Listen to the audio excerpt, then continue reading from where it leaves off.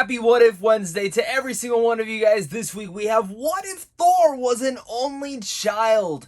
This was a pretty interesting one, and I can't wait to hear your guys' thoughts down below in the comment section. So leave a comment, because I love going through them and replying to each and every one of you guys, and just having joyous conversations with one another about these Marvel shows. And also, if you're new here and you love being a geek just like me, hit that like and subscribe button so we can keep talking more movies and TV over here on a daily basis. So once again, What If is back. What if Thor was an only child?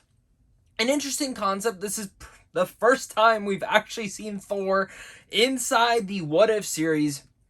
From my knowledge, maybe I'm totally forgetting, but this was one that I was looking forward to, and I gotta say, it was better than last week's, I think, overall, but I didn't, totally love it. I found this one to just be kind of fun, and I think that kind of is what it's all about. Thor is the party god, pretty much, in here, instead of more of the god of thunder, and it kind of was more of a reiteration of the first Thor film, with some minor changes here and there when we look at the overall structure. It's like the Guardians are there, you have Drax, Rocket, the Grandmaster also shows up from Thor Ragnarok, Korg, Valkyrie, I mean, you name it.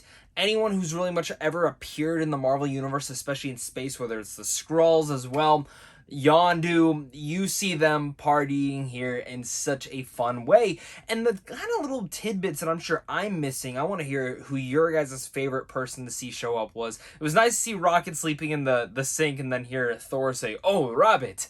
But my favorite one was seeing Howard the Duck and Darcy actually get married, because I love Howard the Duck. I want to see more of him in the MCU. He's just such a crazy and weird character. But, that was the fun aspect, and I can't wait to see who you guys picked out and who is your favorite to see at the party scenes. And it was also great to see all of Thor's friends back together, because they're all dead besides Lady Sif right now, but she's going to be in the next Thor, and I'm already predicting that she's going to die in there from Christian Bale's villain Gore the God Killer. So yeah, there's that. Other than that, though, kind of going on, it was nice to see it, but I'm not used to seeing Thor without a beard. That's for sure something different, because lately he's had the beard. He hasn't had no facial hair in quite a while.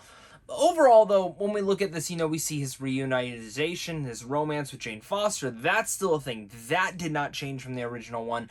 And, I still wish they would really much have furthered that out a little bit more, and I'm really interested to see how Thor Love and Thunder touches on that. There's not a lot to talk about in this episode, though, because, again, throughout it was fun. I smiled. I laughed at times with all the humor and kind of the things written in there.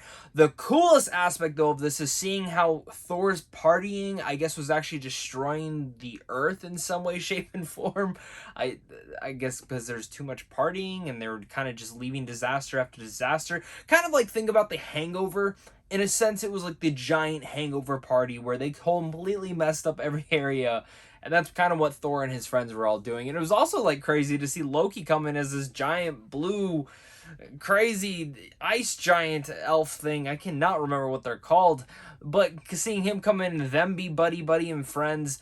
But of course, with S.H.I.E.L.D. kind of going into this, what are they going to do to stop all this? Well, they got to call in someone else who's just as powerful as Thor, and that is Captain Marvel herself. She zooms in, they have some great fight scenes, and those fight scenes, honest to God, reminded me of Dragon Ball Z. So if you're a fan of Dragon Ball Z, I want to hear if you guys think the same thing, especially some of the earlier fights in the desert where it's Vegeta and Goku fighting.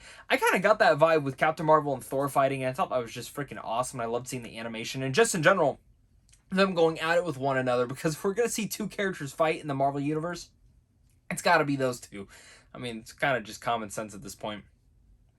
To see two of the strongest Marvel heroes fight off with one another. But that's not what actually ended this entire Thor partying. It was actually Jane Foster going to his mom to say, "Hey, you need to stop your son." She pretty much told on him. And yeah, she comes back. He's afraid of her. They fix everything. The only reason she finds out is because his hammer had a bunch of bras and spray paint and all things like that, which got him caught. But he's still good in the end of the day, because what happens is he delivers flowers to Jane Foster. They're still romantic. It's all happily ever after. You're sitting there smiling. You're like, this is the most charming and actually not evil episode yet.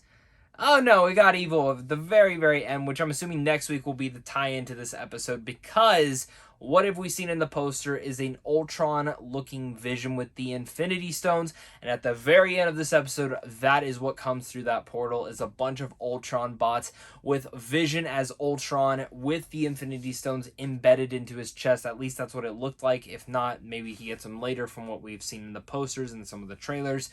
That is scary. Again, it ends right there. And that is something that we look at the Watcher himself and how close he's getting. Each and every episode, he gets closer and closer to the scenario where this episode we could fully see what he looked like, who he was. And he was even kind of shocked to see that this one change unbalanced the entire world. And it's going to be really interesting to see how this all ends up turning out later down the road. I'm liking What If. This was a fun episode, and I can't wait to hear your guys' thoughts on this. How excited are you for next week's What If? Make sure, again, to hit that like and subscribe button, comment down below, and of course, until next time, stay classy.